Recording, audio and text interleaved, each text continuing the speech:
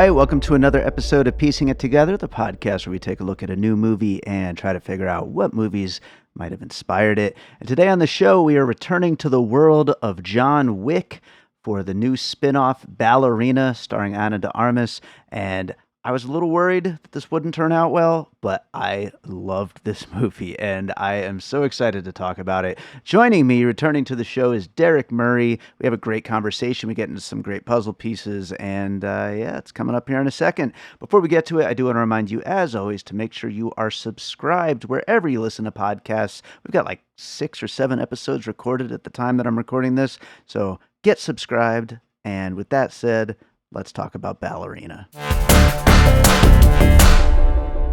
From the world of John Wick, Derrick Murray is here to talk with me. How's it going, Derrick? It's going well, man. I'm really excited to be here. I love what you do, and this is such a fun show. Oh, thanks so much, man. Thanks so much. I'm happy to have you back, and I am really excited to be talking about this movie. You know how much I love these movies, but this one I was a little worried about going in. Obviously, we know there was some behind the scenes, issues, shall we say, with the shoot of it all, but holy shit, it all came together. Can I say that at the top of this thing, man? Yeah, no, I had a blast with it. I think this one is definitely messy. It's not as good as the best of John Wick, but Sure. I've said this in a number of conversations and even in my own review, but the bar that gets set by John Wick itself is kind of just already too high. And Sure. so anything that's coming out of that, action has been forever changed since John Wick started, right? Mhm. Everybody wants to copy the style. It literally invented a new style of action. So naturally, anything, even in its own world, is going to struggle sometimes. So it's not the best John Wick, but it's also not the worst. That's reserved for Parabellum. Ooh, okay. We're starting off with a little bit of a disagreement here, but that's okay. We're not ranking John Wicks today, but I think it's interesting too doing this show and talking about influences and all that, because a lot of people love to look at these movies and just be like, oh, John Woo did that, or whoever did these things, these fight scenes and stuff like that, and like, why even try to do it again? But like you said, I think that Stahelski and this whole team has really just kind of raised the bar in such exciting, fun ways, and in just giant blockbuster entertainment ways that I think it's so damn undeniable. And yeah, this one just, it fits right in.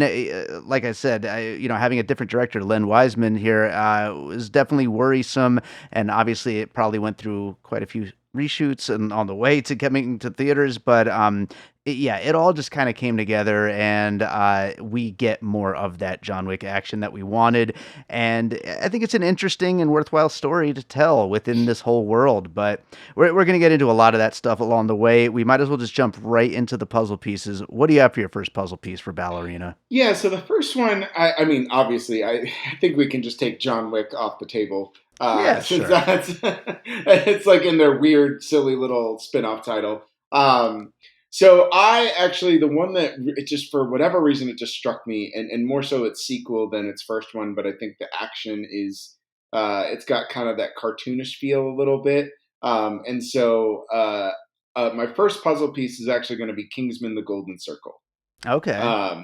particularly in the last hour, because I think that last hour when she kind of gets to that town, I think there's a lot of just kind of, you think about Golden Circle and how the whole town is there and they're all a part of this, whatever weird seclusive murder cult, and it's Sure. got just this very similar kind of style where the ice cream man is a fighter and wields guns, and you go into a bowling alley and they're all fighting with bowling balls, and so there's so that just really felt very similar, and you can tell there was a clear inspiration in kind of the way that whole town sequence kind of opens up. Yeah, I think that's a really great one. And I was going to bring this one up later, but I might as well just bring it up now just because it goes really well with your Kingsman Golden Circle. And that is Hot Fuzz. Yeah. Edgar Wright's Hot Fuzz. As far as just this town who's all kind of living together and for the greater good, they're going to murder the shit out of anybody who tries to change their way of life. And that is the number one thing. I guess I'll just jump into this right now. I mentioned it in my Letterboxd review, but one of the things going into this movie is I thought the title was just so lame. From the world of John Wick, Ballerina. I was like, why would they call it that? Not just Ballerina or, something simpler. But after watching the movie and seeing that whole sequence and getting to know that as ridiculous as John Wick 1, 2, 3, and 4 are, well, really more so 2, 3, and 4. John Wick 1's pretty grounded, but as ridiculous as these movies get as they go on, there's even more ridiculous shit out there in the world of John Wick. And when that kind of all clicked with me, I was like, God, I love this movie and I love what they are doing. I don't know what that Kane spinoff is going to be like. I don't know if they'll go into something a little bit more grounded again, like the original, or if they will continue on this path. But I just love that there's so much crazy stuff in this world that they've built, from the Continental to the High Table, all of the little kind of bits of world building that they've come up with. But I love where they went with Ballerina, and for Hot Fuzz and Kingsman: The Golden Circle, those kind of feel very much in line with the idea of there's some weird shit going on in the world, and I just love that. Yeah, I agree. I do. I think the title is pretty silly, and I think that for the most part, if you know anything about Ballerina, or even if you just see the style of the trailer, it's very clear that this exists in the John Wick world. We Yeah, don't. You need to treat your audience with a little bit more respect, right? Like, sure. we Yeah. get it. This is a ballot. This is a spinoff. Like, the trailer is very indicative of that, and I don't need you to spell it out for me in the title. Just call it Ballerina. We know exactly what you mean. Absolutely, yeah. But that's Hollywood right now. But yeah, let's go on to another piece. What do you got next? The other one, and this is kind of, I think, one of the things that I really enjoy about Ballerina, and one of the things I think that makes it kind of unique is Eve is not just a master of all arts, right? Like, she has to be very inventive. She has to use a lot of the tools that are around her. Um, and, because she's not the John Wick, she's not the Baba Yaga, everything she touches, she has to figure out how to make a weapon. Mm, And there's some silliness to that. There's another puzzle piece here that kind of encompasses a whole style of it. But something that really struck me about the way that she uses her surroundings and the way that she uses things like ice skates and uses grenades as guns, type of thing, like that. All of those set pieces reminded me a lot of something like Rumble in the Bronx. sure. And really just that Jackie Chan kind of style of fighting, where, yeah, you're outmatched, you're overworked, you have less weapons, less guns, and so you have to invent ways to beat these enemies. And she does get beat up from time to time, right? Sure. She's not John Wick yet, where you just run him over with a car and he's a superhero and everything's fine, right? So I really kind of enjoy that Jackie Chan, and there's even some humor in it too, and there's some other pieces that go in with that. But yeah, Rumble in the Bronx, just because that was kind of one of the first ones, but you see a lot of that, just kind of fighting the city and fighting close spaces and fighting in convenience stores and kitchen style, like that kind of stuff. So yeah, there's a lot of that in there.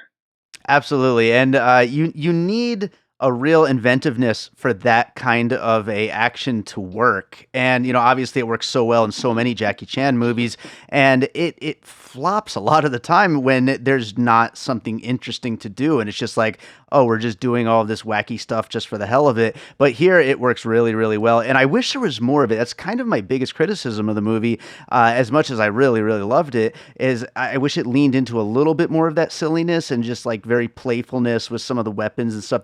That ice skate scene was really, really great. Stuff like One that. of my favorites. Yeah, it's so much fun, and so the more of that, the better. Um, I will go. So I'm gonna go probably a pretty damn obvious one, but uh, in the final Daniel Craig James Bond movie, No Time to Die, Anna de Armas just shows up for like what 10 minutes or something like that, and just The best steals 10 minutes of that movie. the entire freaking movie. And this feels a lot like let's finally get that spinoff that should have been. It just happens to be in a different movie universe, but it feels like it's heavily inspired by how great that was. And I think that was, whether you like or don't like No Time to Die, whether you like or don't like James Bond, Anna de Armas, regardless, those 10 minutes, I feel like any movie fan who went and saw that was like, oh, okay, this is something. And so I would like to see more of her doing that. Yeah. And so that's what we get here. And it freaking works. And my dad, I went and saw this with him. And the next day, he couldn't stop talking about how great Ballerina was. And I was like, well, you really should go back. I know he doesn't remember any movie he watches after like 48 hours. Go back and watch No Time to Die. And he did. And he was like, oh, this is the best, you know? So, Yeah, it's funny. I actually have, because I didn't have a specific one, but that is one that I was thinking of. But one of my puzzle pieces was really just James Bond, Mm, and really more referencing things like No Time to Die, Skyfall, Casino Royale, like kind of a lot of those newer ones. sure. I think some of that stunt work is relatively similar, but this one, I know she's an assassin, but and she's on a revenge story, and it kind of models and follows that John Wick world that we're very accustomed to, and how linear it is. But there is a little bit more. I don't know. It just feels a little bit more spyness, right? Like a little bit more Mm, yeah. spy-y than assassin killer type of thing. There's a little bit more discovery. You know what I mean. So I very much felt like there were some bones and some puzzle pieces built from some of the newer aspects of those James Bond ones. And you're absolutely right. This movie, she is in this movie because of what she did in No Time to Die. They 100%. they Yeah. saw that 10 minutes and they were like, yes, I can make an entire 2 hour movie of her just doing that. Hell yeah. And I wish she did it more. I wish they allowed her to inject some of that charm and personality into her role as Eve. And that would even give a larger crowbar separation between Eve and John Wick. So she's not just some stoic badass that is just out for revenge. Like she can be funny, she can be kind of silly, she can kind of enjoy what she's doing. Sure. And those are all things she does in No Time to Die. They do kind of stifle her a little bit, but again, the last hour of this movie is just peak. Like it's just peak Yeah. action cinema to me. Once she Hell gets yeah. to that town, it is just unrelenting and it never stops, and it's wonderful. But there's that moment where she kind of discovers the flamethrower and she does the cool. Like that is just it's such a good line read. It's so you're just like, oh yeah, it's about to go down. Oh yeah. And that's that. Those are those tinges of that No Time to Die. You can see that character doing that in this movie, and you're like, Totally. yes, it's go time. Let's make this happen. 100%. Absolutely. Well, let's go to another one. What do you got next? Yeah. So another one, and again, just kind of keeping the vibe. I can't stress enough how much I love this last hour of this movie. But just kind of going back to some of that inventiveness, some of the utilizing weapons and utilizing their surroundings in different ways. I actually thought a lot of the Raid 2. Hmm. Not so much the Raid, mainly because the Raid is a little bit more claustrophobic, Sure. and it's got a little bit more horror, it's a little bit more fisticuffs. Whereas the Raid 2 kind of expands things a little bit, and you've got baseball bats, you've got hammers, you've got baseballs, you've got all kinds of different types of things. You've got gunfights, so you have all kinds of different things that he has to use as weapons. Every boss fight that he has in that movie has a different style, has a different weapon that he has to overcome. There's a whole fight in the kitchen, which uses a lot of those different tools. And so, yeah, I think kind of the last hour of the Raid 2 and the last hour of this, I think share a lot of similarities. Sure. And I think it kind of goes back to the most recent John Wick movies in that, we're just continuing to up the ante in all kinds of ways. And I don't get, I know I have friends who watched the more recent John Wick movies and probably Ballerina as well. I'm not sure where they stand on it, but, and are like, why can't it be more grounded like the first John Wick? And to me, I just don't get that. Like, I want it to go crazy. Like, I want to see, Yeah. if you've got these incredibly talented stunt choreographers and cinematographers and performers like Anna de Armas in this case and her stunt team, like let's go nuts. Let's do this That stuff. And flex what you do best, man. Like that's yeah, you again. You've invented this style, So Yeah. let them just keep inventing things. Let them go crazy. My issues really with some of the latter John Wicks and even some of the things with Ballerina actually have nothing to do with how over the top it gets. Those things are my favorite.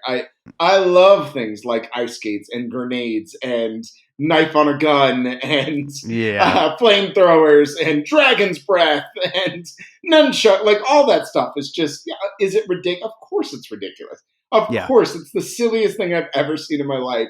And it's wonderful. Like, it's so much fun. I love in this movie how it's almost like they saw the memes about how John Wick is shooting people and everyone keeps dancing in the nightclub. And they were just like, yeah, you're right. Let's just keep doing it, though. Yeah. You know? So great. Just nonsense, but Yeah. so damn fun. Yeah. So damn fun. Yeah. And you have to have a nightclub in every single John Wick movie. Totally. 100%. Yeah. Assassins love nightclubs, apparently. They sure do. I will go for my next one. I'm going to go with Rogue One, the Star Wars movie that takes place in the middle and kind of fills in some gaps in the story. And this movie taking place where it does in the John Wick timeline, and you do get to find out about things that were happening in between the other movies. Obviously, we do get Keanu Reeves reprising his role and showing us something that happened in between 3 and 4. And I do think that it's a really interesting way to expand. You know, it doesn't have to continue. Obviously, we all know, no spoilers, but we all know John Wick died at the end of 4. But like, we could tell another story that happened on the way to that battle or something like that. And that's what we're doing here. Whereas, Rogue One, it's kind of a similar idea of like, let's expand the story inward and kind of fill out some more of it all. And you get all those characters, but you get new characters that are involved, just we didn't know about them before. And I do think a really fun way for another John Wick, if they do one, would be to kind of recontextualize the ending and show that he actually went off and killed even more of the high table, maybe all of them before the final confrontation in John Wick 4. Mm-hmm. I think this kind of sets that up really nicely. And so the idea that he's out there doing all this other stuff that we just haven't quite seen yet is an interesting way to go. And you could do that with more Ballerina. You could do that with the Kane spinoff. Any of these movies, they can just kind of build out the story in that way. And it doesn't always have to go forward. It could go in all kinds of different directions. And that's something I think Rogue One did really well. Yeah, I like that a lot. And I think that this movie could do. I actually think this movie is hurt by an overexposure of John Wick. Because I think there's enough here to stand on its own. I think expanding the world to not just a different assassin, but one of my biggest complaints about Parabellum is you introduce ninjas and you introduce fighting ballerinas, and they never fight once. What?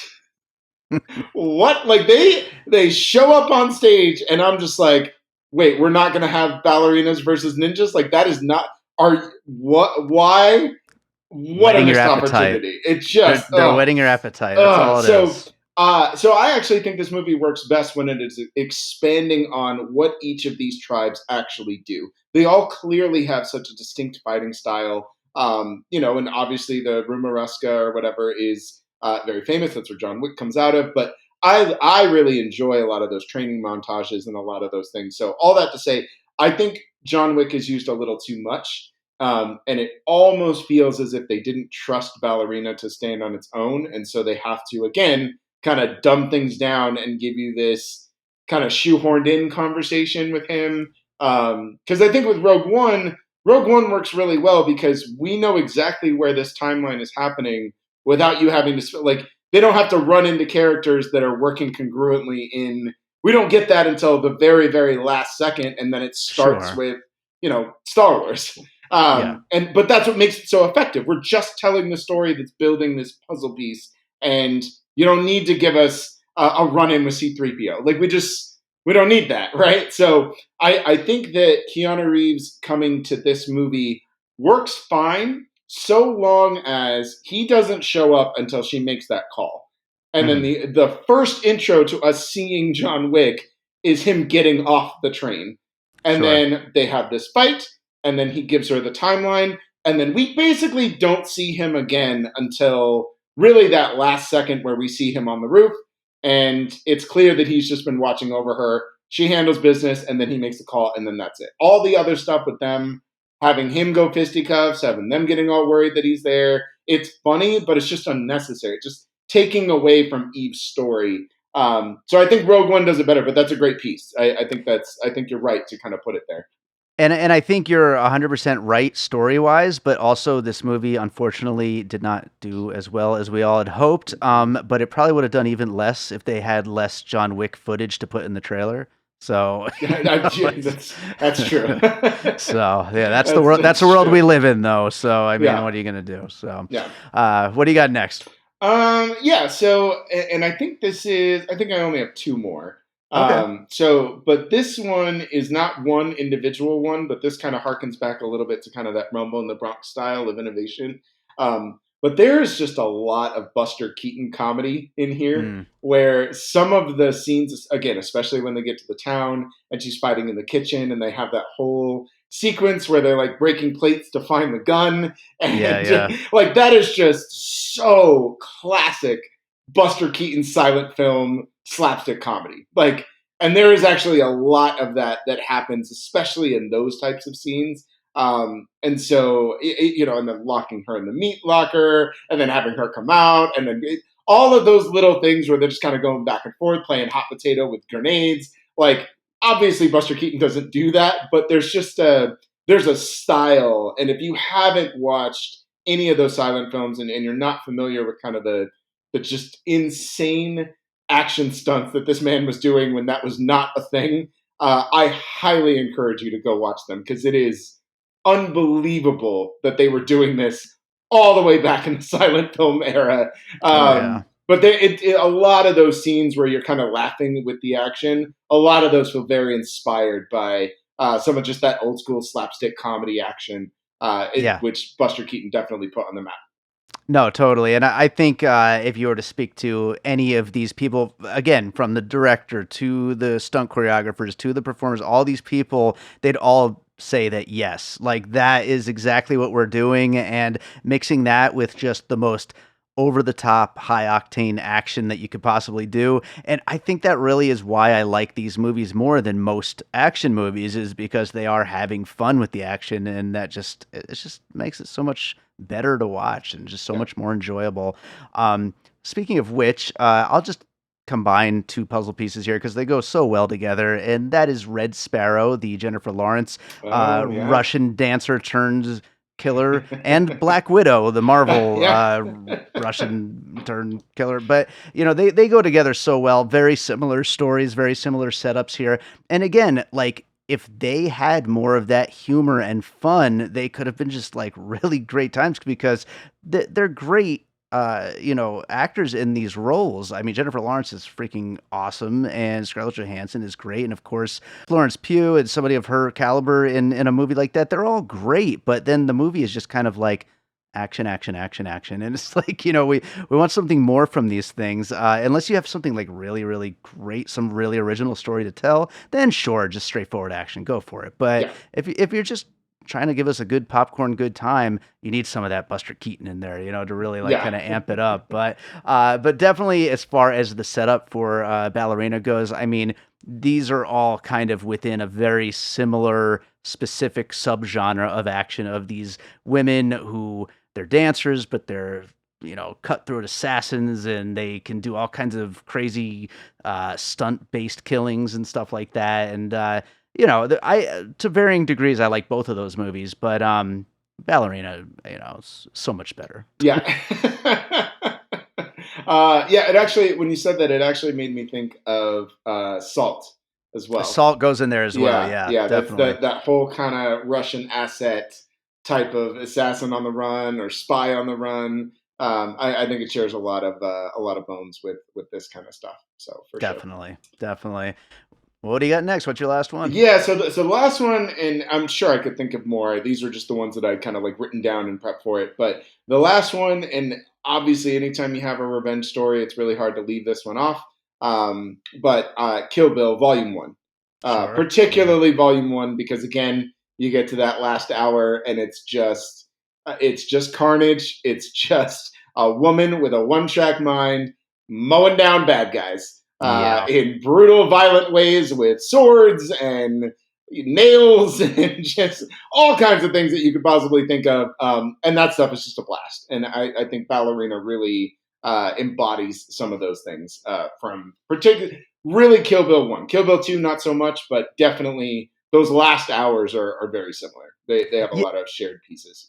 100%. And also Kill Bill is a movie that very much like the John Wick movies in general is just so indebted to its Yeah. influences and like not even trying to hide any of it. Like it just wants you to think about and then be like, oh, I should go watch that again Yeah. about all these movies that Yeah. it's kind of taking from in a great way. So yeah, that's definitely a good one to include here. Last one I wanted to include, and this is kind of maybe a bit of a stretch or whatever, but the John Wick movies, especially the last couple, have felt very video game inspired, especially with the way everybody's basically like invincible and flying off buildings and God knows whatever.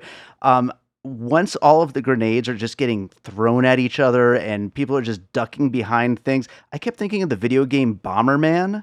Are you ever a fan of Bomberman? I don't think I've played it. No. Oh, it's just like a fun party game, but you drop a bomb and then you hide behind a wall, and then of course the wall doesn't explode, but everything else around it explodes. And like I just kept thinking in this movie, it's like conveniently for the sake of it being a fun movie, only the things you want to see explode, and the person's safe though the whole time. And it's so much fun. And in some of those scenes, like when she stuffs it in his mouth and swings the door behind to block her, like some of that stuff is so goddamn great. So good. Yeah, so just total video game logic, but Bomberman was my version of that. But I think there's probably plenty of other video games you could include on the list as well. But, I think this one, I think especially, I think I think 4 and Ballerina are the most video gamey type of movies where, yeah, it is just, okay, here's this round of bad guys. You have these weapons. You got to fight your way through. Great. You made it through that round. Here's a boss fight. And now you get this weapon. And sure. now you get to the flamethrower round. Like it's, there's a lot of that kind of escalating tensions in that way. And you feel that too very much in John Wick Chapter 4, more so than all of them, right? Every single time it's, okay, John Wick has a gun. Great. Now John Wick has a car. Now John Wick has a gun and a car. Now John Wick has dragon's breath. And we're literally going to do a bird's eye view video game shot of, and I love it. Don't get me wrong, but it's very much like very, very video gamey in the way that it kind of plays out for sure. Yeah, 100%. I think we got into a lot of great stuff here. Is there any closing thoughts, anything you wanted to mention that we didn't quite get to in this conversation? No, this movie is just a blast. I just had a really good time. I can be swayed. Like your criticisms can lower it to like a 3.5, and I think that's fair. That's still enjoyable but flawed. But I was very fortunate to see it with a packed out crowd that was hyped as hell. And that's kind of the way that you should watch this movie. Because that's the difference between 3.5 and 4 for me. The audience just, they ate everything up.